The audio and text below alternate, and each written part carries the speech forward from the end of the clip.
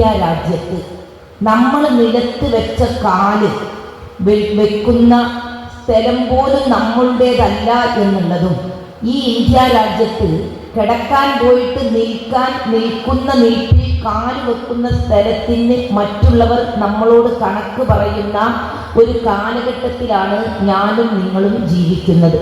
നമ്മൾ പാകിസ്ഥാനിന്റെ ഭാഗമാണ് എന്ന് ആരൊക്കെ ചിത്രീകരിക്കാം?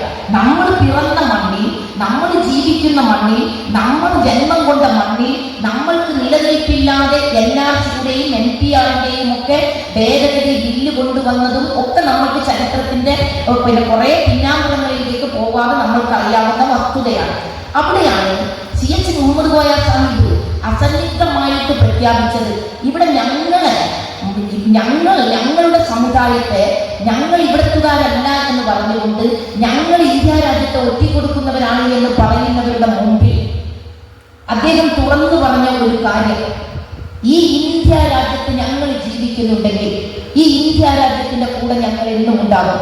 ഞങ്ങൾക്ക് പവിത്രമായ, ഞങ്ങൾക്ക് പാവനമായ 5 നേരം നമസ്കാരത്തിന് വേണ്ടി ഞങ്ങൾ ഹിബിലയാക്കിയിട്ട് ഞങ്ങൾ നിർണയിക്കുന്ന സൗദി അറേബ്യ എന്ന് പറയുന്ന ആ സൗദി ഭരണാധികാരികളാണ് ഞങ്ങളുടെ മക്കയും മദീനയും സ്ഥിതി ചെയ്യുന്ന സൗദി അറേബ്യയാണ് ഇന്ത്യ രാജ്യത്തോട് യുദ്ധം ചെയ്യാൻ വരുന്നത് എങ്കിൽ ഞങ്ങളും ഞങ്ങളുടെ മക്കളും ഈ രണഭൂമിയിൽ ഇന്ത്യക്ക് വേണ്ടി പോരാടാനുണ്ടാകും എന്ന് പറഞ്ഞ മഹാനായ CH മുഹമ്മദ് കോയ സാഹിബിന്റെ പിന്മുറക്കാരാണ് നമ്മൾ.